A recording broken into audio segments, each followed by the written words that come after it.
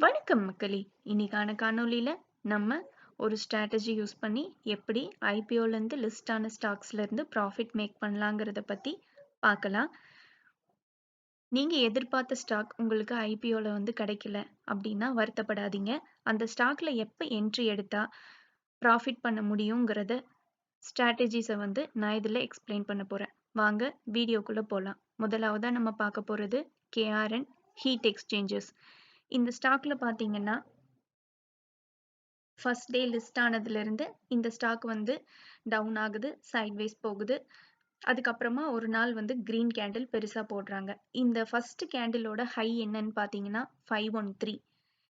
என்னைக்கு இந்த ஹைய தாண்டி அதுக்கப்புறம் எந்த நாளுமே அந்த ஹைய தாண்டல. இந்த கிரீன் கேண்டில்ல தான் பார்த்தீங்கன்னா 537க்கு க்ளோஸ் வச்சுட்டாங்க. ஸோ இந்த கேண்டிலுக்கு அப்புறமா என்ட்ரி எடுத்தா அதுக்கப்புறம் எவ்வளோ தூரம் இந்த ஸ்டாக் போயிருக்குன்னு பாருங்க. பெர்சன்டேஜ் இப்ப பார்த்துடலாம்.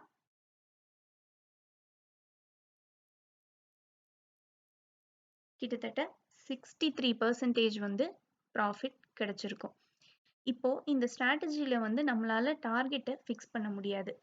அதனால என்ன பண்ணலாம்னா, இப்போ ஒரு 15% ப்ராஃபிட் போதும்னா 15% ப்ராஃபிட்டை வச்சுட்டு அதை ரன் பண்ணலாம்.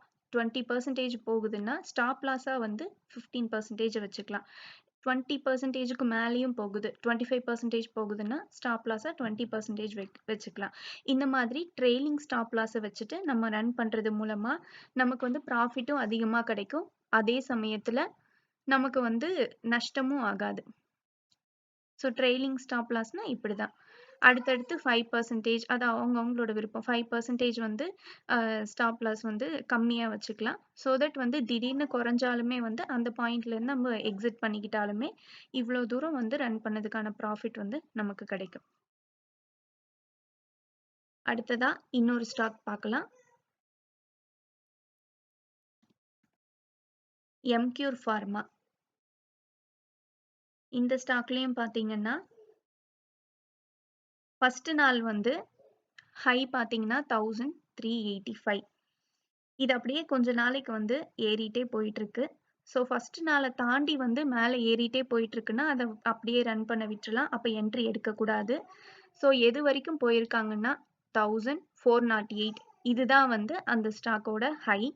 ஸோ இந்த ஹையை தாண்டினதுக்கு அப்புறமா தான் நம்ம இதில் என்ட்ரி எடுக்கணும். இது ஏன் ஹைன்னு சொல்றோம்னா இதுக்கப்புறம் இந்த ஸ்டாக் நல்லா குறைஞ்சிருக்கு. அடுத்ததா இந்த பாயிண்ட்டை எப்போ கிராஸ் பண்ணியிருக்காங்கன்னா இந்த இடத்துல க்ளோஸ் பார்த்தீங்கன்னா 1410. இதோட ஹை பார்த்தீங்கன்னா 1408. ஸோ இங்கிருந்து என்ட்ரி எடுத்திருந்தா ப்ராஃபிட் பெர்சன்டேஜ் பாருங்க.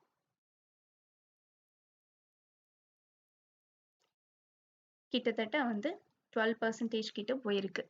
நம்ம முன்னையே சொன்ன மாதிரி இதுல நம்மளால டார்கெட்டை ஃபிக்ஸ் பண்ண முடியாது. அதனால நம்மளே ட்ரைலிங் ஸ்டாப் லாஸ் வச்சுட்டு இதை ரன் பண்ணலாம்.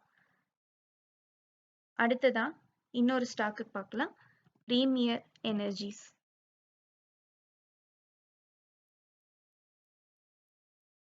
இந்த ஸ்டாக்கும் பார்த்தீங்கன்னா லிஸ்ட் ஆனதுலேருந்து நெக்ஸ்ட் டே குறைஞ்சிருக்காங்க.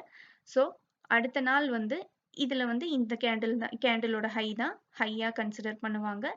ஸோ 994 இதோட ஹை. ஸோ நெக்ஸ்ட் டே குறைஞ்சிட்டு திருப்பியும் ஏறதுனால இந்த கேண்டிலோட ஹையை தாண்டி இந்த கேண்டிலில் க்ளோஸ் வச்சிருக்கு 1010.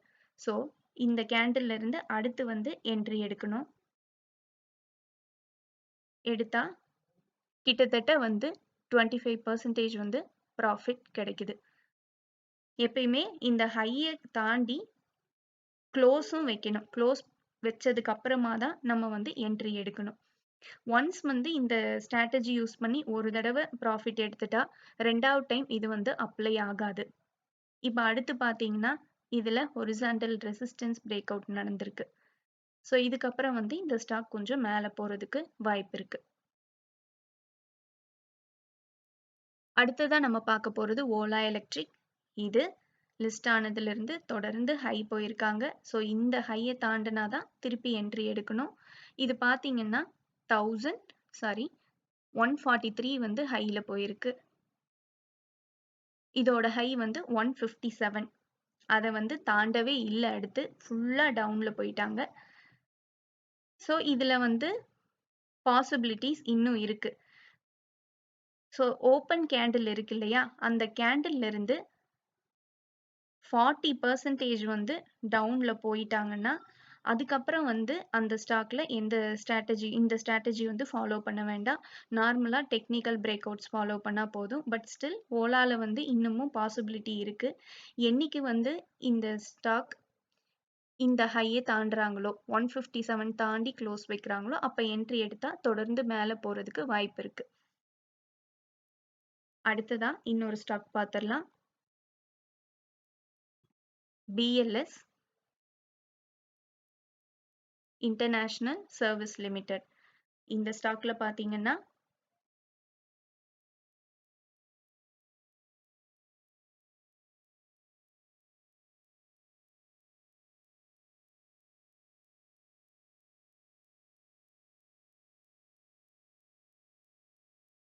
பிஎல்எஸ் இ சர்வீஸ் லிமிடெட். மன்னிக்கவும் மக்களே.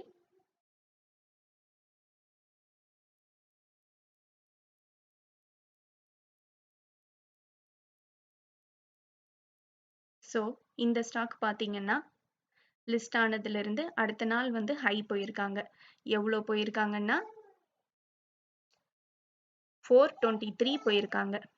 ஸோ இந்த கேண்டில் பார்த்துட்டு இந்த கேண்டிலோட ஹை பார்த்தீங்கன்னா 418. ஸோ கண்டிப்பா போயிடும்னு சொல்லி என்ட்ரி எடுத்திருந்தா நமக்கு லாஸ் தான் அமைஞ்சிருக்கும். ஸோ என்னைக்கு வந்து இந்த ஸ்டாக் 423 அதோட ஹையை தாண்டி க்ளோஸ் வைக்குதோ அன்னைக்கு என்ட்ரி எடுத்தா தொடர்ந்து மேலே போகும். இந்த ஸ்டாக் பார்த்தீங்கன்னா ஓப்பன் கேண்டில்ல இருந்து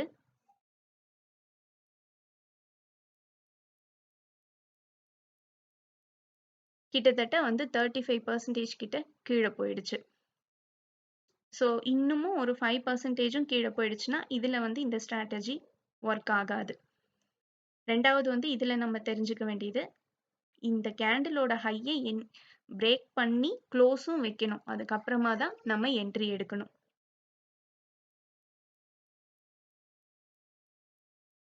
இந்த காணொளி உங்களுக்கு பயனுள்ளதா அமைஞ்சிருந்தா இந்த சேனலுக்கு சப்ஸ்கிரைப் பண்ணுங்க. நான் செபி ரெஜிஸ்டர்ட் அட்வைசர் இல்ல.